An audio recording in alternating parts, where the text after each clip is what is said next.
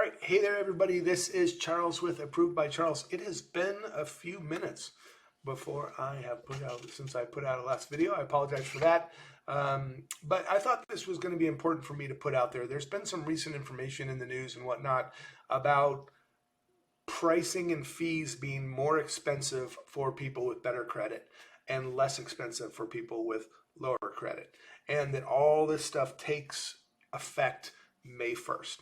Well, first of all, these changes, which were to the LLPAs, the loan level price adjustments on any government-backed loan, Fannie Mae, Freddie Mac, etc., actually took effect in January of 2023. The May 1st time that you're hearing about is when those loans are delivered to Fannie Mae or Freddie Mac. And so what you're seeing is that you close a loan end of January. It takes a couple of months before it kind of gets all packaged up and sent in to Fannie Mae and Freddie Mac. So these price adjustments have actually been in place since the first of the year. They're just now that the requirement from the FHFA was that all these price adjustments had to be on any file that was sold to or delivered to Fannie Mae or Freddie Mac beginning May 1st. So that's why that is out in the news cycle right now. Second of all, the misinformation you're seeing, and I've got a great article that I'll put in the link below talking about this particular issue, is that no, it is not true that people with worse credit are getting a better deal on their mortgages than people with better credit. 100% false, misinformation. Not true. Do not believe it. It's not accurate. Do not tank your credit because you're going to think you're going to get better rates. Not true. I'm going to repeat that one more time. This is false. The narrative being sent out there right now is that people with worse credit are getting a better deal than people with better credit. And that's not true. Now, what did happen is that what the FHFA, Fannie Mae and Freddie Mac's kind of overseer, did is that they are penalizing, put this on the screen here, they're penalizing people with worse credit less, and they're benefiting people with better credit less. So essentially what happened is the gap that used to be maybe somewhere in here between the fees that somebody with worse credit and somebody with better credit might have been here. Now it's like this. It's gone from here, here, here, here. Not a very big deal. If you look at this particular chart here, this shows you the total of the line level price adjustments for people with different credit scores. So on this, across the rows here, you have credit scores above 780 going down to below 640, okay? And across the top here, you have loan to value. So lower loan to value, meaning you're putting more money down. Less than 30%, meaning you're putting 70% loan to value down. 70% down on the purchase. Above 95%, meaning you're putting less than 5% down. So if you see everybody who's putting 70% down on a purchase, they have no line level price adjustments. If somebody is putting between 30 and 60%, between 70 and 40% down, right, on the loan to value here, the only people being penalized or charged a line level price adjustment, LLPA, is people with credit scores below 640, and they're being charged 1/8%.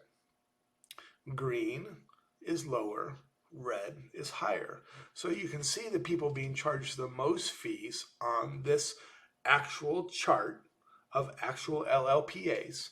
People being charged the most fees are people putting somewhere between 20 and 15% down, so the loan to value is between 80 and 85%, and their credit score is below 640. They'll be charged 2.875% in line level price adjustments than somebody who is put with the same amount down, but above a 780 credit score is only charged 3/8%, okay?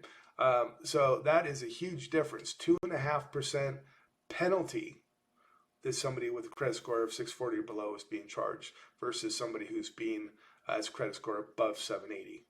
So the narrative that's been out there is wrong, just flat out 100% wrong, is that if you have bad credit, you are still penalized. You will continue to be penalized. And the penalized is done by loan level price adjustment, which changes your interest rate based on your qualifications and how much you put down. Loan to value debt to income, which is not part of this particular chart, and the credit score as reported. So again, if you're putting down less money and have worse credit, you get penalized. If you have great credit and putting down less money, you still get penalized, but it's significantly less.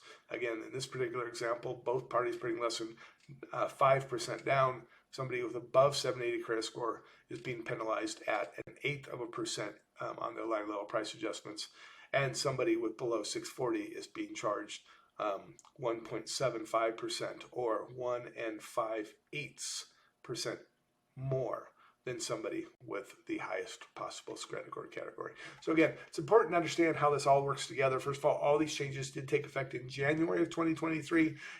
Any loan delivered after May 1st, which is the May 1st deadline that you're hearing, has to follow this new pricing rule. Otherwise, it gets repriced.